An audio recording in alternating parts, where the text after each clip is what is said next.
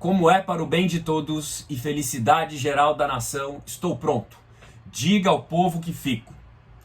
Foi com essas palavras que Dom Pedro I cravou o chamado Dia do Fico. Um dos episódios mais notáveis da nossa história, o pontapé inicial do nosso processo de independência, né? E mais importante do que saber as palavras com as quais ele foi dito, é curioso e interessante saber os efeitos, as consequências, as características e nuances que envolvem esse processo. É para te contar, portanto, sobre o Dia do Fico que eu apareço aqui hoje. Muito prazer, eu sou Túlio Augusto, sociólogo, professor, e convido você, minha caríssima, você, meu caríssimo, a também dar o seu Dia do Fico. No caso, a ficar aqui no canal, a se inscrever clicando aqui embaixo, a deixar o like no vídeo se você gostar e as suas impressões aí nos comentários. Todas elas são muito bem-vindas. Bom, eu falei aí do tal do Dia do Fico como um pontapé inicial, porque ele é precisamente isso, né? O nosso processo de independência é um processo, né? Ele não se dá do dia para a noite. Aliás, eu sempre instigo os meus alunos a pensar sociologicamente, e isso na prática implica entender as circunstâncias, os contextos, né, os efeitos e os vários fatores que às vezes convergem para a eclosão de um único fator. Né? Portanto, os grandes acontecimentos históricos, eles nunca são um raio num céu azul, né? Eles estão sempre atrelados a uma cadeia de eventos, de fatos, de circunstâncias, né? No caso aqui do nosso processo de independência, né, que a gente celebra lá com o tal do 7 de setembro, às margens do Rio Ipiranga, né, quando Dom Pedro I, morrendo de dor de barriga, disse mais ou menos independência ou morte, aquela história toda que você conhece.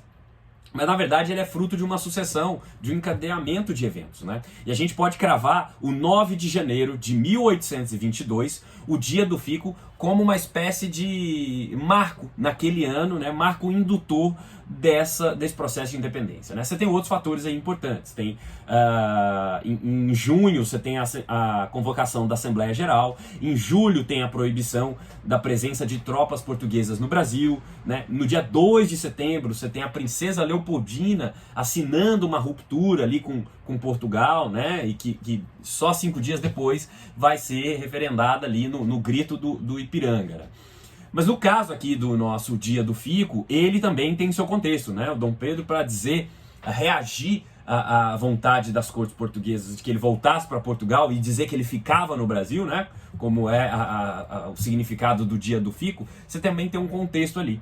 Desde 1820 estava rolando em Portugal a chamada Revolução do Porto, uma revolução com caráter liberal, que na prática era uma tradução dos interesses das cortes portuguesas em tentar cercear aquela monarquia absolutista, ou na prática por buscar por mais possibilidades de intervenção nos negócios e na vida portuguesa, né? Os portugueses, as elites portuguesas não queriam se ver tão mais à mercê de uma casa absolutista. Eles queriam ter os seus papéis mais bem definidos ali. E em 1821, em setembro de 1821, as cortes portuguesas soltam umas medidas que na prática determinava que nas províncias do Brasil deveriam ser criados governadores de armas, né, e juntas provisórias que iam meio que governar o país.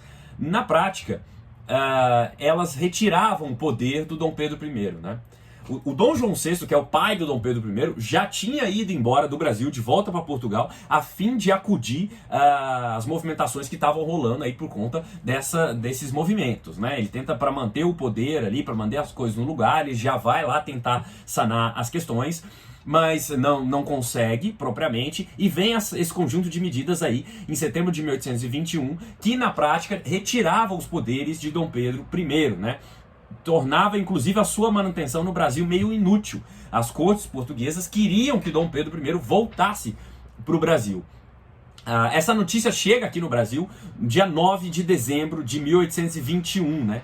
Precisamente um mês antes do Dia do Fico, né? E já 2 dias depois da notícia, já estampado no Gazeta do Rio de Janeiro, o jornal mais importante da época, e isso causa um grande clamor geral, né? O país começa a se movimentar, as elites começam a se movimentar, porque na prática significava um retrocesso do Brasil. O Brasil voltava a ser uma colônia ainda mais clara de Portugal, né?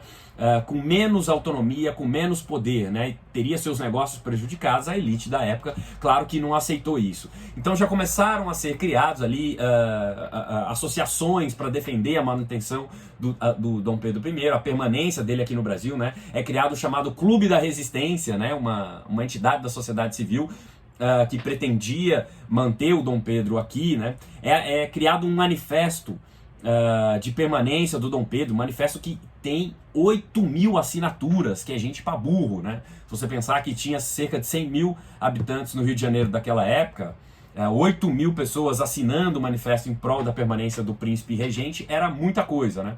Precisa ver também em que circunstâncias que eram essas assinaturas, né?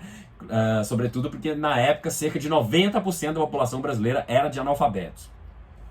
Então você tem a publicação, as províncias são instadas a se manifestar, né? Rio, São Paulo, Minas se manifestam com clareza, com anuência, com a concordância do Dom Pedro I. O Gazeta de Notícias do Rio de Janeiro, Gazeta do Rio de Janeiro, melhor dizendo, o jornal publica uma publicação mesmo da província de São Paulo que era muito ferrenha, né? Contra a ida do Dom Pedro I, mas é curioso que esse manifesto, que tem 8.000 assinaturas, falava ainda em irmandade com Portugal, não falava em ruptura, né? Não falava em emancipação, nada disso, né? Falava ali em uma solução que contemplasse as duas partes, Brasil e Portugal, né? E que estreitasse os laços de irmandade com os portugueses, né?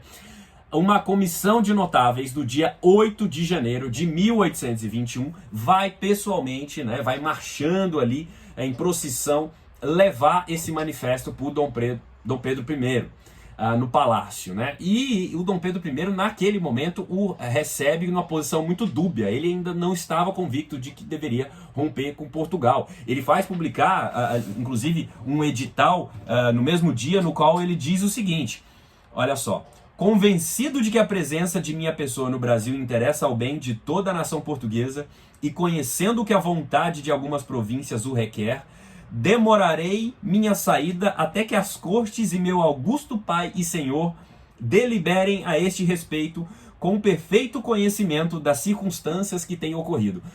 Olha só, ele está falando aqui nos interesses de Portugal ainda. Ele está dizendo que ele vai demorar no Brasil, mas não que ele vai deixar de sair, que ele vai deixar de obedecer e voltar para Portugal. Portanto, é uma postura ainda conciliatória, né? Só 24 horas depois, no dia 9 de janeiro, é que vai sair um novo edital publicado em vários locais públicos, no qual ele vai dizer a famosa frase aí do dia do fico, né? Aquela que com a qual eu iniciei o vídeo aqui, né? Portanto, ele gira a chave em cerca de 24 horas e opta por aquilo que eram as suas convicções mais gerais, né? A manutenção de uma monarquia absolutista. Na prática, lá em Portugal, a casa portuguesa estava perdendo esses poderes absolutistas, né? As ideias liberalizantes vinham com tudo. E essa escolha do Dom Pedro de se rebelar contra Portugal, na prática, é para manter ali a sua monarquia mais absoluta, mais absolutista, mais próximo das tradições com as quais ele foi criado, né, e naquilo que ele acreditava, né? A elite da época acreditou que com isso estava mantendo aí um império único luso-brasileiro, né? Mas a verdade é que a marcha da história, a marcha das ideias liberalizantes era irrefreável. Dom Pedro I consegue conter num primeiro momento esses ímpetos, né, meio laicizantes, meio liberalizantes, mas a verdade é que a marcha da história é indomável, né? Tanto que a Constituição de 2 anos depois, a Constituição de 1824, ela está exalando ideias mais liberais por todos os seus poros, né? Por mais que tenha sido uma Constituição outorgada. Na prática, o que Dom Pedro consegue é segurar mais um pouquinho o seu poderio, né? Depois vai passar para Dom Pedro II, mas a verdade é que esse processo de liberalização, que já se manifestava na Revolução do Porto, ele vinha para ficar, e essas ideias mais cedo ou mais tarde iam chegar aqui. você gostou desse vídeo, entendeu um pouco mais sobre o Dia do Fico, não deixe de se inscrever aqui no nosso canal. Eu fico por aqui, um abraço e até a próxima.